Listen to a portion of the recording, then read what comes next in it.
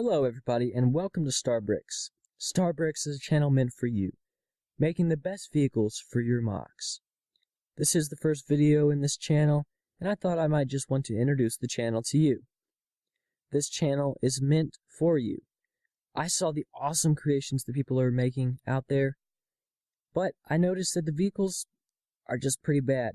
So I wanted to make the best vehicles for your MOCs. And that's the goal of this channel. Now today we are going to be looking at my very first MOC on this channel, obviously because this is the first video. And that MOC is the Snowspeeder from Star Wars Episode 5. Now this MOC was fairly easy to create. It took about 1 week of off and on work to fully create it, and I can tell you right now that the wings were the hardest part. Now, this Snowspeeder is about 350 pieces, and if you find all the pieces on Bricklink, because you want to make this, of course, it would cost you about $35. Going with the average of 10 cents a piece, of course. And there's not even any big pieces that would be more expensive than that, except maybe the windshield. Now, this Snowspeeder also has a minifigure inside. So let's look at that. As you can see, I used the minifigure from the Snowspeeder Micro Fighter.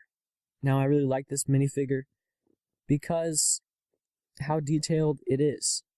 Now, for the one in front, I used Luke Skywalker's face and his helmet. And in the back, I used a different face and a different helmet in order to make it more detailed. Now that we've seen the minifigures, we can just take them out here and we can look at the features.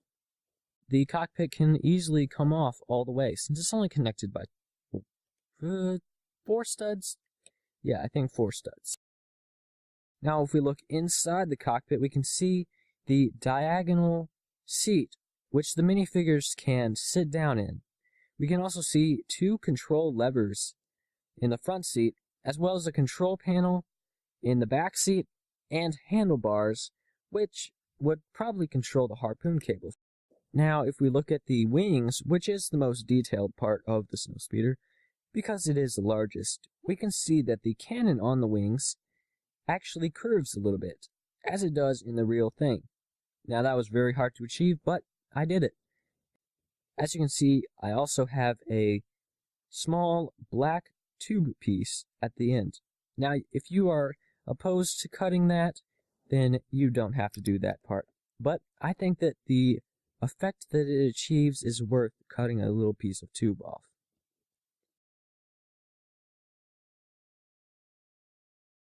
Now let's move on right to the very front. As you can see, this sloping side was very hard to accomplish because of the way that it is shifted and arranged.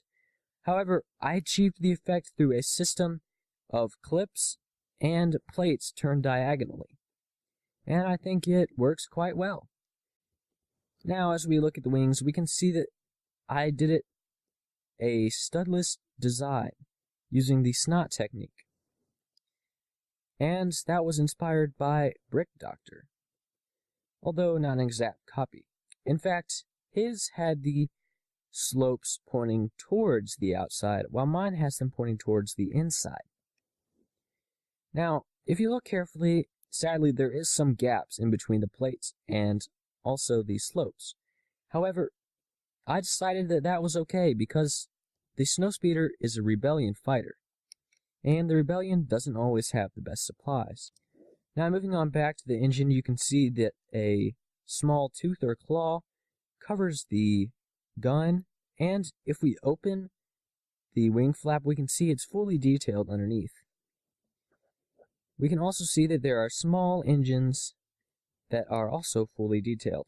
If we just flip the Snowspeeder over, we can see on the back we have a little rung for landing it, and we also have support bars that hold the wing up because it's just connected by a 1x2 clip. If we look even further back, we can see that we have some lower flaps, which portray the effect very nicely. the rear grille section is actually removable.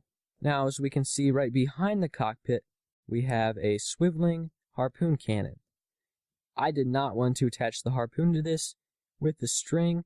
However, I did include a space at the bottom of the grille where you can actually put the string for the harpoon.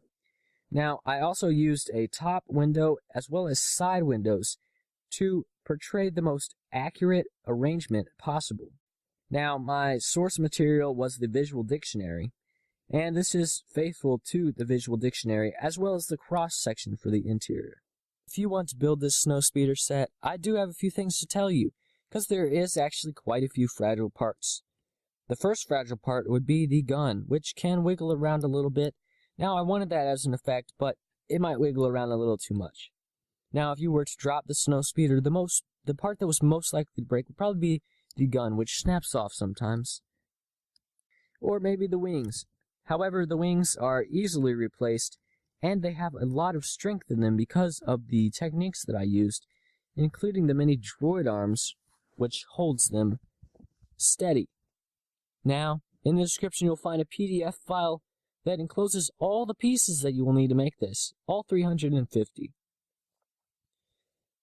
So you can plug that right into your BrickLeague wish list and get them right away. Soon my time-lapse instructions will be coming out so that you can actually assemble this with those pieces that you get. Now, thank you for watching. Please like, comment, and subscribe. Soon I will be having a new video with an even better MOC. I don't know what vehicle it will be, but keep your eyes out for those time-lapse instructions as well as that MOC. Thank you all for watching. This has been Starbricks.